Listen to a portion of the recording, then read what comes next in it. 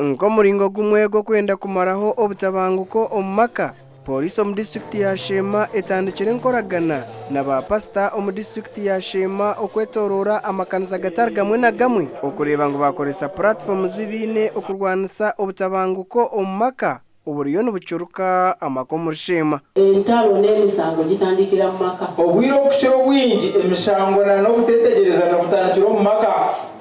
Tosobola kubeera mu mirembe n'Ekatonda nga booli nabo tebali mu mirembe. Tokubaasa kuvugira obusinge na Ruhanga kandi abokutuura nabo batiine businge.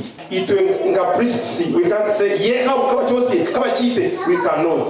We are touched, we go in prayers, we are repenting for Sheema because Obwegyese bakamusa bakamwita kafera abo iticho kwa hagashitins. DPC wa Sheema Kasure Consolanta akwatanise na ba pastor omuri yo kubyara emiti okwetorora district akoziso mu gishogu nikwe kushaba ba pastor okubahweraho bakagaruza obusinje mu maka.